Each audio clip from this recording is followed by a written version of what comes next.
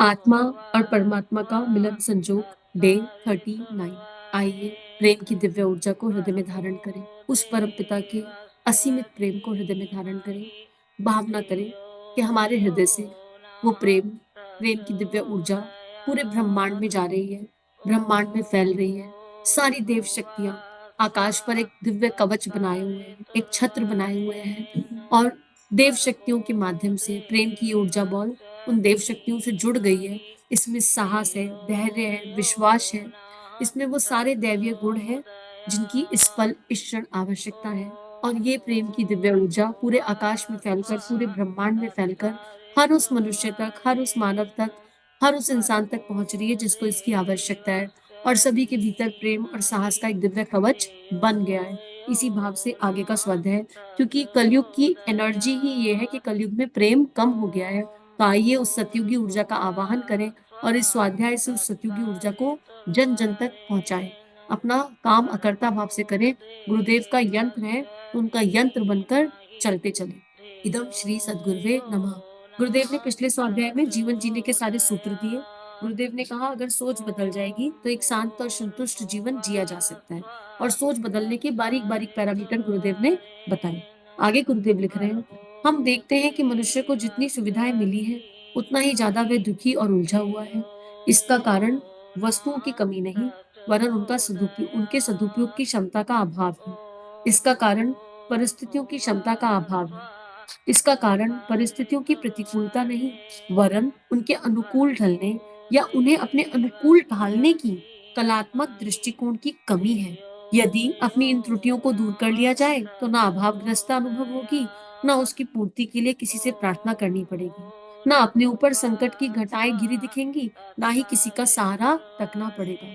बहुत गूढ़ स्वाध्याय है, क्योंकि गुरुदेव इस एक पुस्तक के माध्यम से आत्मा को परमात्मा से एक करना चाहते हैं। इसलिए इतना गूढ़ और गहनतम स्वाध्याय हमारे सामने गुरुदेव ने रख दिया है।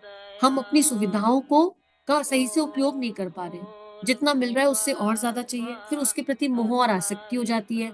आज एक गाड़ी मिली तो उस गाड़ी से अटैच हो गए। वो गाड़ी इसलिए नहीं मिली थी कि उससे अटैच हो जाए, वो गाड़ी इसलिए मिली थी कि मिल गई है। तो उस गाड़ी का सदुपयोग करें, अपने काम के लिए भी खर्च करें और दैवीय कामों के लिए भी खर्च करें। भगवान के काम के लिए भी इस गाड़ी को लगाएं और अपने काम के लिए भी लगाएं। लेकिन जितना मिल रहा है उतना ही और चाहिए। और फिर एक परिस्थिति वृत्ति मन की ऐसी हो जाती है कि आज गाड़ी में है, गाड़ी वाला जीवन जीना आता है, तो बिना गाड़ी के रहने का भय हो जाता है कि कल को गाड़ी नहीं होगी तो क्या होगा। ये बड़ी समस्या हो जाती है और यही एक डेड एंड है। यही हमें दुख और सुख अनुभव कराता है। उसके बाद वस्तुओं की कमी नहीं है, पर हमें उन वस्तुओं का सदुपयोग करना नहीं आता। जिन्हें सदुपयोग करना आता है वो तो वेस्ट मटेरियल से भी कुछ कुछ बना लेते हैं। देखा होगा टूटी हुई चूड़ियों से भी वॉल हैंगिंग बना लेते हैं बनाने वाले, है ना। बिल्कुल बिल्कुल चीजें जो खराब हो गई हैं, जिनका कोई यूज नहीं है, उनको भी सदुपयोग किया जा सकता है। तो हमको गुरुदेव कह रहे हैं कि हम उस कलात्मक दृष्टिकोण को अपनाएं जहां हम वेस्ट का भी बेस्टेस्ट उपयोग कर सके। कोई भी परिस्थिति कितनी भी विकट है, उस परिस्थिति से कैसे बाहर निकला जाए, उस परिस्थिति को कैसे हैंडल किया जाए, वो क्षमता हम जानने योग्य हो जाए, और वो हमारे ऊपर ही है। गुरुदेव कह रहे हैं दो ही तरीके हैं, या तो मन स्थिति को प्रतिकूल बना लो परिस्थिति की, या परिस्थिति को बदलने की क्षमता ले आओ। इन दोनों को ही आप कर सकते हो और दोनों ही हमारे भीतर है, और दोनों अप्रोच लेके चलना पड़ेगा। कोई कोई परिस्थिति ऐसी है जहां मन स्थिति को परिस्थिति के अनुरूप बनाना पड़ेगा, और कोई कोई परिस्थिति ऐसी है जहां मनोबल जगाकर परिस्थिति को तोड़कर चीर कर उससे बाहर आना पड़ेगा। कब क्या अप्लाई होगा ये हमें अपने आप समझ में आ जाएगा जब हम इस यात्रा को करना शुरू करेंगे।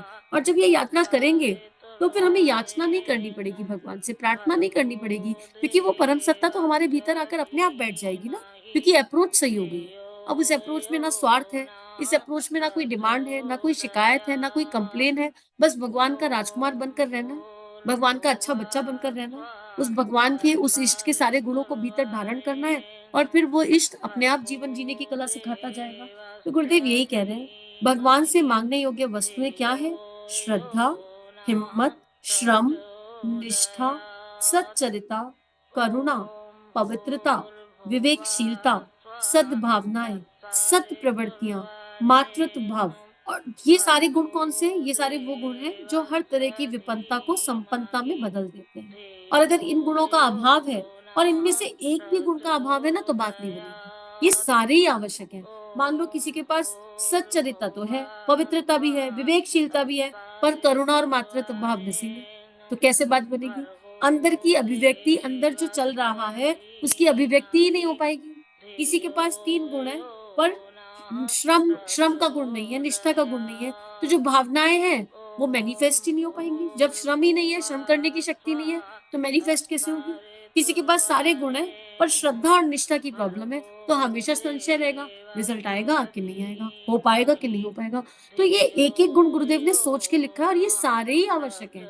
लेकिन एक और मैजिक है, एक आ गया तो सारे पीछे-पीछे आ जाएँगे। तो किसी एक पर चिंतन करें और उसको इतना बढ़ा लें कि मैग्नेटिक फोर्स के जैसे बाकी सारे गुण अपने आप आ जाएँ। जैसे महर्षि पतंजलि अष्टांग योग में कहते हैं कि भई तुम कहीं से भी शुरू करो। आसन, प्राणायाम, प्रत्याहार, धारणा, ध्यान, समाधि। किसी एक को पकड़ लो, बाकी सब बाय प्रोडक्ट है, अपने आप आ जाएँगे। लेकिन जिस एक को पकड़ो, उसको श्रद्धा और निष्ठा से पकड़ो। उसके लिए अटल संकल्प लेकर उस पर चलो और उसको छोड़ो मत किसी भी हाल में। ये महर्षि पतंजलि भी समझाते हैं। तो गुरुदेव कह रहे हैं ये सारे गुण क्या हैं? ये प्रगति और सफलता का आधार है और सारी सारी सफलता इनके ऊपर डिपेंड करती है। इनके बिना मैजिकली कोई लाभ किसी को मिल भी जाए, तो उसको आप सँभाल भी नहीं पाओगे और उसको आप स्थिर भी नहीं रख पाओगे। ये गुण नहीं है, लग जाए कोई लॉटरी, उसको सँभाल नहीं पाएँगे, उसको मैनेज करना नहीं आएगा और वो सफलता परमानेंट नहीं होगी, टेम्परेरी होगी। तो इन इन गुणों के माध्यम से ही भगवान के दिए हुए अनुदानों को सँभाला जा सकता है। भगवान की दी हुई जो मैजिकल चीज़ें हैं उनका सदुपयोग किया जा सकता है। अभी अगर मैं 5 साल के बच्चे के हाथ में 2,000 का नोट दे दूँ, तो क्या लाभ होगा उसका? कोई लाभ नहीं होगा ना, क्योंकि उसको मैनेज करना ही नहीं आता। तो भगवान के अनुदानों को, भगवान के वरदानों को मैनेज करने के लिए भी कुछ बेसिक क्वालिटीज़ चाहिए। तो उसके लिए इन गुणों को भगवान से माँगने की आवश्यकता है और जिसके भीतर वो गुण आ गए, भगवान को फिर पता है कि मुझे किसे क्या देने की आवश्यकता है, मेरा ब कौन-सी संतान मेरी किस स्तर पर है। मेरी कौन-सी संतान नर्सरी में, कौन-सी पीएचडी में है और कौन-सी एमए में है, ये भगवान जान रहा है। लेकिन अगर हम ये जानने लग जाएँ कि हम कहाँ पर हैं, तो गाड़ी गड़बड़ हो जाएगी। ये भगवान को जानने दो, वही बेटर है। हम अगर जानेंगे तो हम कंपैरिज़न वाली एनर्जी में चले जाएँगे, जिसमें बिल्कुल भी जाना नहीं है। हम कर्ता भाव वाली एनर्जी में चले जाएँगे और फिर हमारा विकास वहीं पर रुकने लग जाएगा। आगे गुरुदेव लिख रहे हैं, अनायास बिना परिश्रम किए हुए मिली संपत्ति का अव्यय होता है और उससे अनेक व्यसन, उद्वेग पैदा होते हैं, जिसके कारण वह उपलब्धि सुखदायक ना होकर अनेक दुखों को, विपत्तियों को, विकृतियों को ले आती है। मान लो किसी के प्रवृत्त मन पर शराब पीने की प्रवृत्ति है, ठीक है? उसको खुद भी नहीं पता।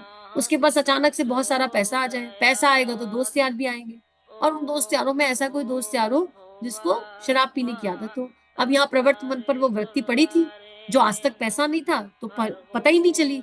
अब दोस्त ने एक बार स्वाद चखाया, लग गई लत क्योंकि क्या नहीं था? मूल भावनाएँ नहीं थी, श्रद्धा नहीं थी, विश्वास नहीं थी, दैवीय भावनाएँ नहीं थी, पवित्रता नहीं थी, तो वो पैसा आया तो उस पैसे ने क्या किया? साथ में पतन ले आया। पतन ले आया क्योंकि प्रवृत्त मन के अंदर जो अनावश्यक वृत्तियाँ और विकृतियाँ थी वो जागृत हो गई। इसलिए मान लीजिए कि हम जैसी भी परिस्थिति में हैं, भगवान ने हमें रखा है और वो हमारे लिए बेस्ट है। हमको उनसे सीखना है, बाहर निकलना है और जानना है। आगे गुरुदेव लिख रहे हैं, भगवान जिस पर प्रसन्न होते हैं, उसे सद्गुणों का उपहार देते हैं, क्योंकि वे अपने आप में इतने महान हैं कि यदि साधना संपन्नता ना भी हो, तो केवल उन सद्गुणों की संपदा के आधार पर मनुष्य सुखी, समुन्नत और सम्मानित जीवन जी सकता है। यही दिव्य संपदाएँ भगवान से माँगनी चाहिए। यही वे विभूतियाँ हैं, जिन्हें अपने भक्तों को परमात्मा दिया करते हैं और हम सबके पास ये सारी विभूतियाँ हैं। अगर हम इस स्वाध्याय को सुन रहे हैं, अगर हम दैवीय महापुरुषों को सुन रहे हैं, अगर हम किसी भी संत को सुन रहे हैं, अगर हम कहीं से भी कुछ अच्छा पढ़ रहे हैं, तो इसका क्या अर्थ है? इसका अर्थ है कि भगवान हमें बहुत प्रेम करते हैं और भगवान ने हमें वो विभूतियाँ दे दी हैं और इन सत्संगों के माध्यम से, इन पुस्तकों के माध्यम से, इन जीवंत चरित्रों के माध्यम से भगवान हमें हमारी स्मृति लौटा रहे हैं कि जागो, जागो, जागो, तुम्हारे अंदर वो सब कुछ है जो मेरे एक भक्त में होना चाहिए क्योंकि मैंने तुम्हें दिया है। अगर ये स्वाध्याय आया, तो हमारी जागृति, हमारी ज़िम्मेदारी और ज़्यादा यहाँ पर बढ़ जाती है। एक पैराग्राफ और ले लेते हैं। गुरुदेव लिख रहे हैं, भौतिक सुख संपदाओं का जितना अपना हक था, उतना जन्मते ही मिल चुका। अब अपने पुरुषार्थ और प्रयत्न की बात रह जाती है। जितनी योग्यता संग्रह करेंगे, जितनी कुशलता का परिचय देंगे और जितना मनोयोग पूर्वक श्रम करने की आदत डालेंगे, उतने ही सुख साधन मिलते जाएँगे। बहुत मज़ेदार पैराग्राफ है। भौतिक सुख संपदाओं का जितना हक था, वो जन्मते ही मिल चुका। जिस परिवार में जन्म लिया, उस परिवार से क्या मिला, उतना ही अधिकार था, इससे ज़्यादा तो कुछ लेकर ही नहीं आए थे, राइट? तो अपने माँ-बाप को बिल्कुल दोष देने की आवश्यकता नहीं है, अपने परिवेश को बिल्कुल दोष देने की आवश्यकता नहीं है, क्योंकि उतना ही अधिकार था, बस उतना ही खाते में था, जो जन्म के समय आया, ठीक है? कहते हैं ना पूर्व जन्म के संचित कर्मों के हिसाब से मिलता है, तो उस हिसाब से मिल गया। जन्म लेते ही अगर कोई अंबानी के घर जन्मा है, तो उसके पास उतना ही था। उसके आगे सब कुछ एफर्ट्स है, सब कुछ पुरुषार्थ है, सब कुछ कुशलता है और मनोयोग पूर्वक श्रम करना होगा और श्रम करके कमाना होगा। अब ये हमारे ऊपर है कि हम क्या कमाएँ। कोई इंसान पैसा कमाने में जीवन बिता देता है और कोई सद्भावना, प्रेम, अच्छे गुण कमाने में। कमाना क्या है? यहाँ गुरुदेव मैटेरियलिस्टिक चीज़ों की बात नहीं कर रहे हैं। यहाँ गुरुदेव दिव्यता की बात कर रहे हैं। मनुष्य जीवन दिव्यता कमाने के लिए हुआ है, दिव्यता को अनुभव करने के लिए हुआ है, सद्भावना को अनुभव करने के लिए हुआ है। मैं तो गुरुदेव बड़ा छोटे से पैराग्राफ में बहुत बड़ी बात बना रहे हैं।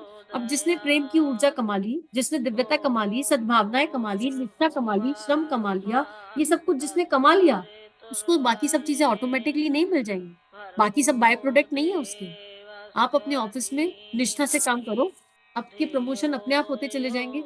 तो गुरुदेव ये समझा रहे हैं कि हम अपनी एनर्जी को सही जगह लगाएँ और सही जगह एनर्जी लगी होगी, तो जो बेसिक रिक्वायरमेंट है, जो आने योग्य है, वो अपने आप आ जाएगा।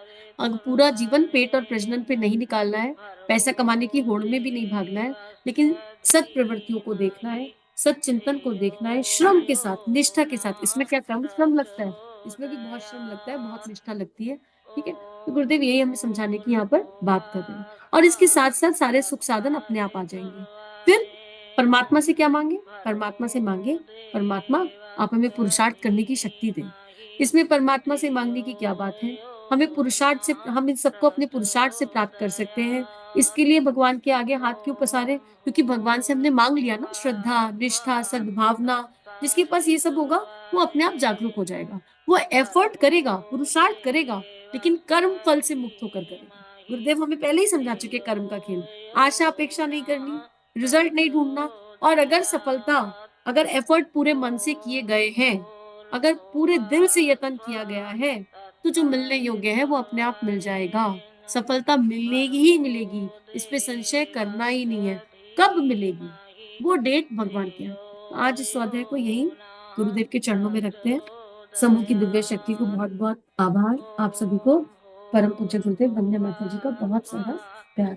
इदं श्री सद्गुरुवे नमः। इदं श्री सद्गुरुवे नमः। इदं श्री सद्गुरुवे नमः। हमारे YouTube चैनल को सब्सक्राइब कीजिए और बेल आइकन पर क्लिक कीजिए ताकि आने वाली सभी वीडियो की नोटिफिकेशन आपको मिलती रहे। आप सभी को बहुत बहुत थैंक यू।